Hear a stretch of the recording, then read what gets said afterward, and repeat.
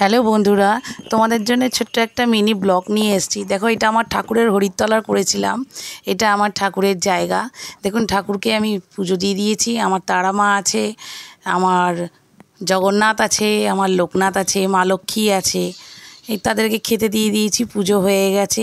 চলুন আপনাদেরকে আমি একটু ছাদে নিয়ে যাই। আমার একটা ছোট্ট মিনি বাগান আছে।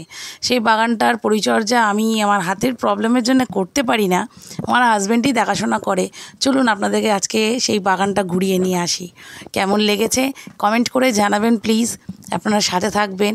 আমি এই প্রথম চেষ্টা করলাম একটা ছোট্ট একটা ব্লগ করার জন্যে, ফার্স্ট টাইম। আপনারা আমার পাশে থাকবেন, সাপোর্ট করবেন, আমাকে ভালোবাসা দেবেন, তাতে আমি চেষ্টা করব আরও কিছু নতুন নতুন ব্লগ নিয়ে আসার জন্যে। দেখুন কত গাছ আমি লাগিয়েছি, আমার হাজব্যান্ডেরও ভীষণ পছন্দের গাছ। দেখুন কত ফুল ফুটেছে।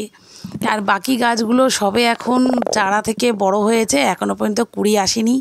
পাতা প্রচুর গজিয়েছে বৃষ্টির জল পেয়ে। দেখতে পাচ্ছেন জবা গাছ আছে রকমের, 3 রকমের জবা গাছ আছে আমার। পাথরকুচি পাতা আছে, বেল গাছ আছে, রজনীগন্ধা আছে, আবার দেখুন অ্যাডমেনিয়ান গাছ আছে, রাম তুলসী গাছ হয়েছে, একটা গাঁদা গাছ লাগানো হয়েছে, এটা একটা টগর গাছ লাগানো হয়েছে। কেমন লেগেছে বলবেন বন্ধুরা। যদি ভালো লেগে থাকে কমেন্ট করবেন প্লিজ।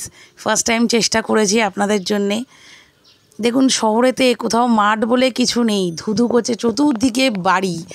যেমন গ্রামের দিকে ধুধু করে মাঠ, আর শহরের দিকে ধুধু করে শুধু বিল্ডিং বাড়ি।